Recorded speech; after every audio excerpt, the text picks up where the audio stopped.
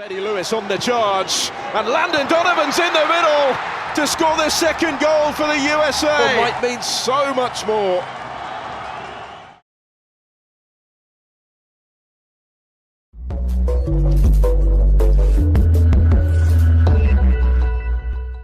The 2002 USMNT World Cup squad and the 2002 World Cup in general hold a special place in my heart because it was the first World Cup that I really watched. I was too young to appreciate the World Cups before that. And the run that this team went on was truly remarkable. I know I don't talk a lot of USMNT on this channel, but it's been 20 years since that magical summer. So I figure it's about time I give them some love. The 1998 World Cup was a complete and utter disaster for the U.S. men's national team, especially considering that 1994, a tournament that was held in the U.S., was such a success. There was off-the-field drama with two of the biggest names of the USMNT at the time, with John Harkes and Eric Winalda. John made a move on Eric's wife at the time, which may have definitely resulted in John Harkes being left off the squad. I mean, come on, you can't have that kind of locker room drama before the World Cup. 3 games, 3 losses, yeah, it was bad. Heading into 2002, we started to see a big transition in the USMNT. A lot of the household names from 1994 were starting to be phased out for a new generation. Also at this point, the domestic league, MLS, that wasn't doing so great either. At one point, it was on the brink of extinction in 2001. It was kind of a weird time for soccer in this country. But of course, another successful run at the World Cup could change the fortunes around. World Cup qualifying began in the summer of 2000, and the U.S. came into the semifinal round with Guatemala, Costa Rica, and Barbados. Okay, that sounds easy enough. Oh, what's this? A draw in the first game? Okay, not ideal, but whatever. On to Costa Rica. Okay, what the hell is going on? Yeah, maybe a weak PK call, but really? 2 games in, 0 wins? Yeah, that's not good. Fortunately for the United States, Barbados exists, and the U.S. exert their authority and win big 7-0. Then they win on their second try against Guatemala, they draw Costa Rica in Columbus, and then they have another beatdown of Barbados. So in the end, they qualify for the Hex pretty comfortably. And heading into the final round, aka the Hex, they got Mexico, Honduras, Costa Rica, Jamaica, and Trinidad and Tobago. This hexagonal could not have started off better for the U.S. 2-0 in Columbus against Mexico in Game 1. A road win in Honduras in Game 2, and a 1-0 win at home to Costa Rica in Game 3. It is looking like the Yanks are just going to waltz right into the World Cup, no problem. Hell, after 5 games, halfway through the Hex, the U.S. is on top of the table with 13 points. They are absolutely rolling. Until they weren't.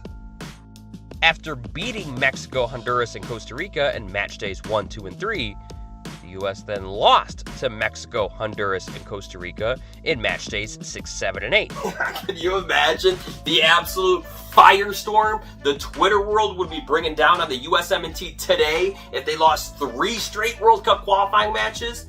Hell, people were ready with pitchforks and fire after the first loss in Panama. After 8 matches, the United States were sitting in 4th place in the hexagonal standings. And in 2002, CONCACAF did not have an interconfederation playoff. So, had the qualifying ended there, the U.S. would have been left out of the World Cup. With just 2 more matches to play, it was time to start sweating. Then, the world changed. September 11th happened, and the United States announced that they were going to go to war with Afghanistan. On October 7th, the USMNT were going to play the first national sports game of this country since the 9/11 attacks. Even if soccer still wasn't the most popular sport in this country, it did feel as though there was more on the line now. The weight of a grieving country weighed heavy on the players' thoughts. Unfortunately for us, the USMNT rose to the occasion and didn't choke it all away. Joe Max Moore's brace against Jamaica gave the US the win, and they also benefited from Honduras losing to Trinidad and Tobago.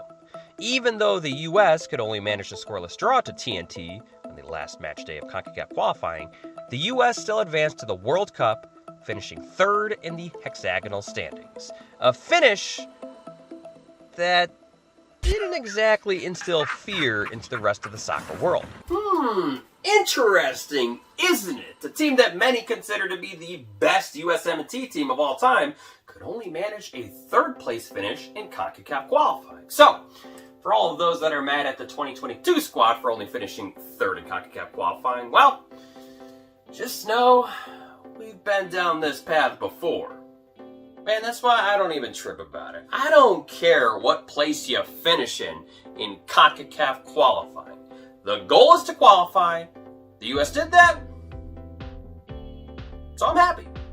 And it needs to be stated that many of the teams and lineups that you see for World Cup qualifying are certainly not going to be the same team that you see at the actual World Cup. For instance, Landon Donovan wasn't featured in many of the qualifiers leading up to 2002. And he ended up playing a pretty big role for the 2002 World Cup team. So, yeah, while they aren't really the same team, I do think it's a part of the story that I had to tell. The US were drawn into Group D with co-host South Korea, Portugal, and Poland. Not the easiest draw, but hey, at least you're not in Group F. The roster was announced and there were 11 MLS guys on the team, which again, is interesting. There is no way you can tell me that MLS in 2002, which had 10 teams, was stronger than what it is in 2022, which now has 28 teams. Like, there is 0% chance that MLS 20 years ago was better than what it is now. And while we don't know the full roster for the 2022 World Cup yet, in the 26-man roster for the September friendlies, which I know is not the full roster, there are some guys that are injured that aren't making appearances. With all that being said, there are only 8 current MLS guys called up. In 2002, there were 7 guys called up from the Big 5 leagues in Europe. The Big 5 leagues being, of course, the Premier League, the Bundesliga, La Liga, Serie A, and Ligue 1. Actually, it was just the Premier League and Bundesliga that were represented. Again, comparing that to the September friendlies for 2022, there are 11 guys in the Big 5 leagues. And again, I know not everyone that's making the World Cup are going to be at the September friendlies, but an awful lot of them are. Oh yeah, in 2002, there was also this guy, Greg Berhalter. Yeah, I've never heard of him either. Now, I know I don't need to tell you guys this, but judging how good a team is goes well beyond just looking at the roster. I'm just saying, when you compare how many players play here versus there from 2002 to 2022, it is interesting. Match 1, Portugal. Easily going to be the United States' hardest group stage game. What made it even harder was Claudio Reyna, USA's number 10, was recovering from a quad strain and was not able to play. Portugal were the heavy favorites, but the plucky USMNT decided to flip the script. And before everyone could even get into their seats, John O'Brien smashes in the rebound off the corner, 1-0 lead in the 4th minute. A shocking start for the heavy favorites in Portugal. And after rewatching this game recently, I can confidently say that Portugal were completely rattled after this goal. Because they looked awful. You could tell that technically they were the better team, but they were really struggling with the US's heavy press. And that press eventually paid off. Landon Donovan, I love you, but you cannot convince me that this was a shot. This cross takes a crazy deflection off Jorge Costa, catches the keeper off guard, and somehow, someway ends up in the net. A nightmare for Portugal, as now they are down 2-0. A nightmare that got worse just 6 minutes later, when Brian McBride's diving header gave the US a shocking 3-0 lead. After the Donovan Algeria goal in 2010, this is probably my favorite goal ever scored by the USMNT. I distinctly remember later that day going to the park and trying to recreate it with my brothers. None of us can cross the ball like that, so eventually we just resorted to just underhand tossing it from like 6 feet away. But it was such an impactful memory for me, and I just smile every time I think about it. Portugal would eventually wake up. They scored right before half, and the US got an own goal of their own. The last 20 minutes were definitely nerve-wracking, but when the final whistle blew, it was such a huge moment. Now, okay, I was pretty young, so I didn't fully appreciate the magnitude of this upset, but I knew that winning was good, so I was happy. South Korea up next. The United States already beat them earlier this year in the 2002 Gold Cup, and after taking out Portugal, I thought this one was in the bag. This should be an easy win for the US. Nope. Turns out South Korea was really good at this World Cup, and they already had a win over Poland under their belt. The sea of red in the stands had to be intimidating for the USMNT players. And unlike the last match, it felt like the US were now the ones chasing. But then, a moment of magic. Clint Mathis, with his delicate touch, set himself up to smash it home, 1-0 USMNT. It didn't even matter that South Korea were by far the superior team in the first 25 minutes. It's like, all was forgiven, ready for more goals now. And then, Jeff Agus gets called for the penalty. Oof, he had the own goal last game too. He's having a rough World Cup. But Brad Friedel makes this huge stop to keep it 1-0. Actually, Brad Friedel was massive all game, doing everything he could to keep the US in it. But in the 77th minute, South Korea finally broke through with this header. If you look at the box score, you might feel like the USMNT are lucky to just escape with a point. But considering that they were just 15 minutes away from grabbing another win, yeah, it didn't feel so good. Still, 4 points through the first 2 matches, and now you're playing a Poland team that lost their first 2 games? Yeah, things are looking pretty good for the USMNT. Until they weren't. 3rd minute, Poland goal. 4th minute, USMNT goal. But it's disallowed. Oof, that's a tough one. I don't know if I'm buying that call. 5th minute, Poland scores again. Jesus Christ, a lot has happened so far. And now, we gotta be flipping back and forth between this game and Portugal and South Korea. Because Portugal topped Poland in the last match. And if the USMNT now lose, and Portugal either win or draw, then the US would be out because of goal differential. Things didn't get any better in the second half as Poland scored again. And flipping back to the South Korea game, it's still 0-0. Luckily, South Korea did find a winner in the 68th minute. Brad Friedel made another PK save. Wow, 2 PK saves in the same World Cup. That's insane. And Landon Donovan did get a consolation goal. USMNT advanced to the round of 16 with 1 win, 1 draw, and 1 loss. Thank you, South Korea. Round of 16, USA, Mexico. Oh, what a draw. Ultimate bragging rights up for grabs, and I knew the result before I watched it. So yeah, Japan and South Korea co-hosted this tournament, which meant that all of the games came on at ungodly hours in the US. USA and Mexico kicked off at 3:30 p.m. local time, which meant that it first aired in the US at 1:30 a.m. Central Time. But they would always re-air the games later on in the day, which is when I would watch them because I wasn't allowed to stay up that late when I was a kid.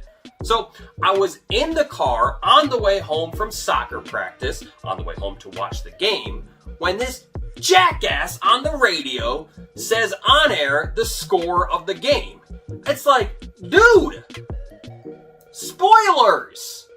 Even my dad was mad about it, and he couldn't care less about soccer. But anyways, the biggest USA-Mexico match of all time. Also, fun fact, it's the only time 2 CONCACAF nations have ever met in the World Cup, and that's still true to this day. Remember, because of the way the World Cup seeding works, no CONCACAF nations can ever meet in the group stages. again, it's looking like the U.S. might have a long day, as Mexico is dominating possession early on. But then, in just the 6th minute, Reyna down the right finds Donovan, who flicks it back to McBride, who smashes it home. Holy crap, it is 1-0 USA. I gave credit to Bruce here because I think Arena knew his team's limitations and smartly decided to sit back in this one. Bend, don't break. Yeah, Mexico was definitely in control of possession, but they just couldn't find that golden moment. And if the U.S. could just take their chances when they get them, they could possibly hold on and win. But then, this happened. By Luna, and it goes. There's a strong appeal here by Mexico for a handball. They clearly felt that he handled it. Not given. Yeah, that's a handball. Like, that's as blatant as you can get. That's like hand of God bad. I mean, I love this team, but we got really, really lucky on that one. Donovan heads in a cross by Eddie Lewis. 2-0. Wait, excuse me. That's not right. What I really meant to say was 2-0. USA wins. Oh my God. Quarterfinals. USA, Germany. Ooh, Oliver Kahn was one scary motherfucker. I mean, I loved Brad Friedel, but Oliver Kahn was on another level in 2002. If the U.S. had any chance, it would have to take something really, really special. And to be fair, it felt like something special might actually happen. The U.S. were actually outplaying Germany. They had the better opportunities early on. Donovan shot right here. I'll say it. He scores on most keepers in this tournament. He also had another huge opportunity a few minutes later, but again, it was stuffed by Kahn. Even when Michael Ballack managed to score for Germany, I still felt like the U.S. were still in it.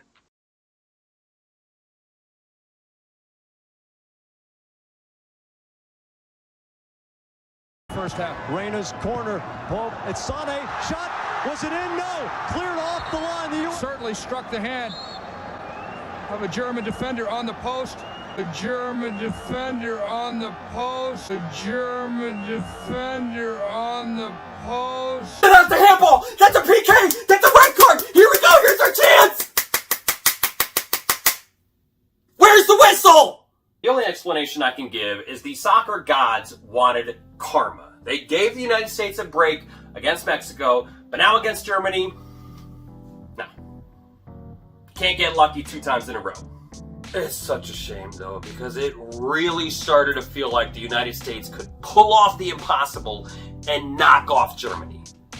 Hell, even after that moment, the U.S. had their chances. They just couldn't pull it off.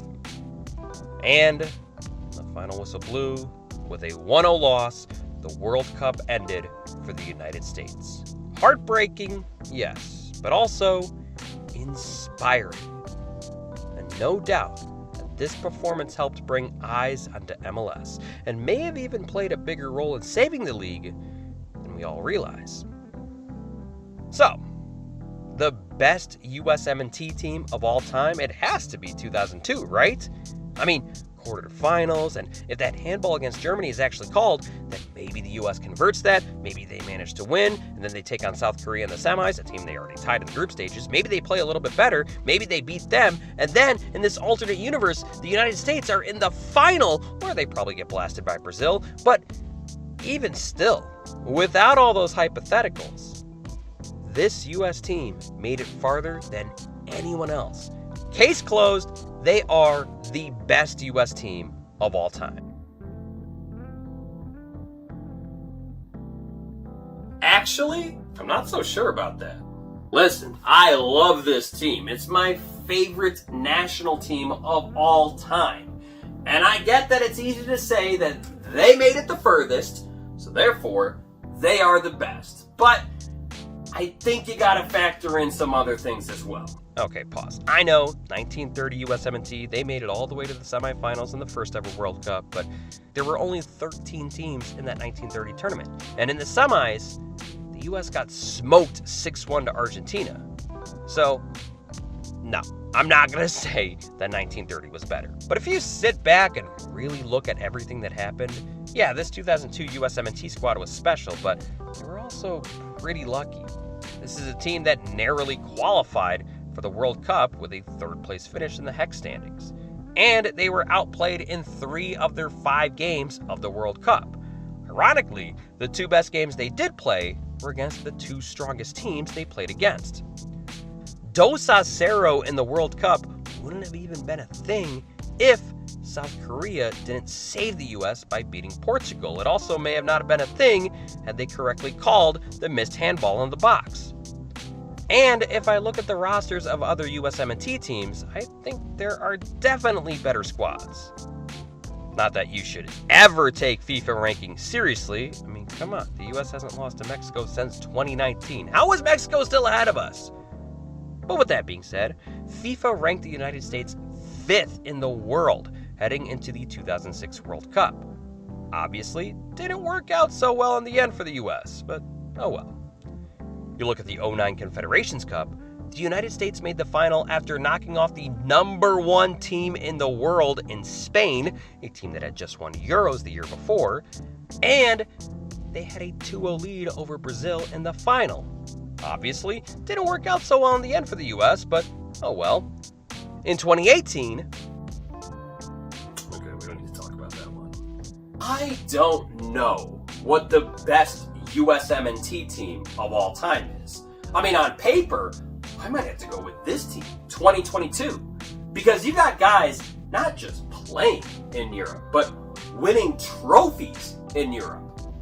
That's pretty impressive.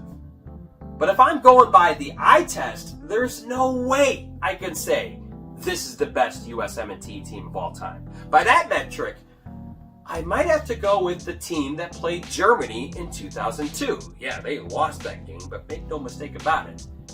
They outplayed a powerhouse. The United States were the better team on that night, and it's maybe the best I've ever seen the USMNT look. What I can say definitively is that the 2002 squad is the most iconic USMNT team of all time. Yes, even more than 1994. Because they set the benchmark of what success is for this team. And they gave all of us US fans a permanent pillar to stand on when talking shit to Mexico fans. Cero! I know I don't usually talk about the US men's national team, but come on, it's a World Cup year. I had to do it. I have another USMNT video coming out, but that won't be until a little bit closer to the World Cup, and I'm gonna need some help with that one. Thank you for watching. Extra thank you to my patrons for helping support the dream. Please let me know what you want to see a video on in the future. Tidiga den Fluss.